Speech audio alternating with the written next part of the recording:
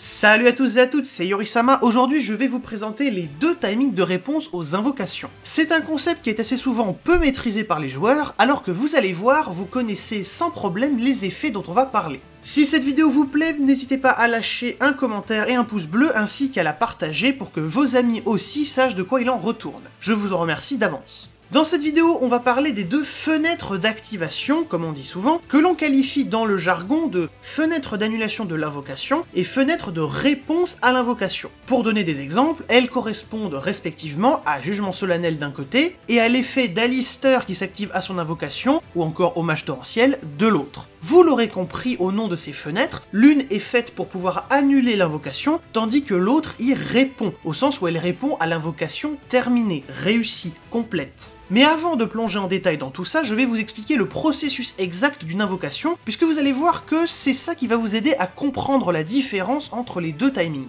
Donc, quand j'invoque, je dis que je fais cette action, je montre le monstre que j'invoque, je sacrifie ou utilise les monstres comme matériel s'il y en a besoin, je choisis une zone, puis je place mon monstre dedans. Alors bien évidemment, dans un duel concret, pas de la théorie, toutes ces étapes, on les fait d'un coup, on les annonce pas une à une. Mais c'est important d'avoir en tête ce processus, parce que nos deux timings de réponse, se trouvent respectivement avant et après la dernière étape, celle où le monstre touche le terrain. Car pour revenir sur les timings, vous remarquerez que la fenêtre d'annulation porte bien son nom, étant donné que c'est là où on va trouver les effets qui disent d'annuler l'invocation. En fait, c'est carrément tout ce qui va composer cette catégorie d'effets. C'est à ça que sert ce timing, et c'est pour ça qu'il est compris pendant le processus d'invocation, et non pas après. Dites-vous que c'est comme l'annulation d'une magie normale par exemple. On n'attend pas qu'elle soit entièrement résolue pour ensuite l'annuler. On va l'annuler pendant le processus. Et ben là c'est pareil. Par contraste, notre deuxième fenêtre, elle correspond à la réponse à l'invocation réussie, donc après que le monstre a complété son invocation, après qu'il a physiquement touché le terrain. Pendant l'invocation, la carte est en suspens, comme nulle part, elle est toujours en votre possession, mais ce n'est pas une carte dans votre main, votre extra deck, ni même une carte sur votre terrain. Par contre, une fois l'invocation complétée, elle est bien sur le terrain, là vous la contrôlez. C'est d'ailleurs pour cette raison qu'on ne peut pas activer Jugement solennel pour annuler une invocation qui se fait via un effet de carte. On peut l'activer en réponse à une activation de carte magie piège, puisque c'est une autre fonction de Jugement solennel, c'est l'exemple que j'ai pris, mais on ne peut pas annuler l'invocation pendant qu'on est en train de la faire. Donc par exemple, on peut chaîner à polymérisation, puisque c'est une activation de carte magie, mais on peut pas attendre d'être pendant le processus d'invocation fusion, donc entre l'utilisation des matériels et l'invocation du monstre, pour à ce moment-là activer Jugement et annuler en plein milieu de l'invocation. À ce moment-là, on est en train de résoudre le chainlink de polymérisation, et vous savez ce qu'on ne peut pas faire pendant une résolution, c'est activer un effet de carte. Donc on ne peut rien chaîner à ce moment-là.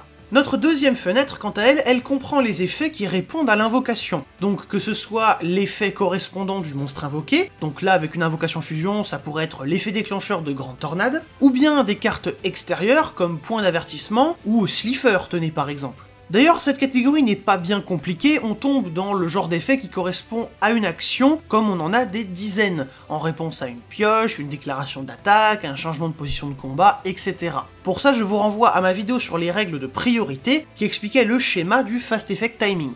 Et justement, c'est une excellente transition pour parler de ce qui n'est pas sur ce schéma, c'est-à-dire la fenêtre d'annulation d'une invocation. Probablement trop spécifique à cette mécanique en particulier, les invocations, elle n'est représentée par aucune case de ce schéma. Il n'y a que le deuxième timing, la réponse, qui est donc la colonne de gauche. Mais vous l'avez compris, le premier timing, la première fenêtre d'annulation, se trouve pendant le processus d'invocation, et on peut déjà revenir sur ça une minute. Car ce n'est pas un timing comme les autres, on peut pas y activer tout et n'importe quoi du simple fait que ce timing existe. Enfin, si, mais on peut pas commencer une chaîne à ce timing avec n'importe quel effet. Le Chainlink 1 doit obligatoirement être un effet qui annule l'invocation. D'ailleurs, c'est même le seul endroit où on peut avoir un tel effet, en Chainlink 1. Si j'active Jugement pour annuler une invocation lien et qu'on me chaîne Mouchard électronique, alors je ne peux pas activer un assaut solennel en Chainlink 3 qui viserait à annuler cette même invocation lien. Ça ne peut être que le Chainlink 1 qui tente de faire ça, et après les Chainlink 2 ou plus, ça peut être n'importe quoi d'autre.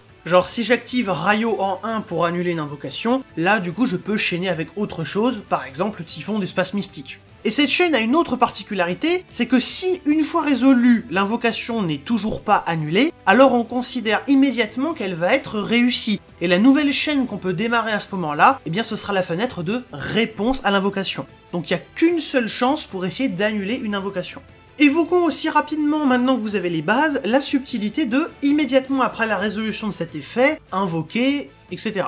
On l'a vu dans le précédent Express Ruling, et si vous vous souvenez, on avait dit qu'une telle invocation se réalisait en dehors de son chainlink, après sa résolution. Si ce chainlink est de 2 ou plus, alors normalement il reste encore minimum un effet à résoudre dans la chaîne qu'on est en train de résoudre. Donc ça change pas grand chose, on peut pas l'annuler avec jugement. En revanche, si l'effet en question est chainlink 1, alors l'invocation se fait après la résolution de ce chainlink, et donc après la résolution du dernier maillon de la chaîne. Ça veut donc dire que l'invocation se réalise en dehors de la résolution de la chaîne, et ça veut dire qu'à ce moment-là, on peut activer jugement. Pour illustrer ça, si j'active Révolte en Chainlink 1, alors j'invoque mes monstres, puis immédiatement après la résolution, je les utilise comme matériel lien, et à ce moment-là, on peut activer Jugement pour annuler l'invocation lien, et donc le monstre lien partira au cimetière, etc.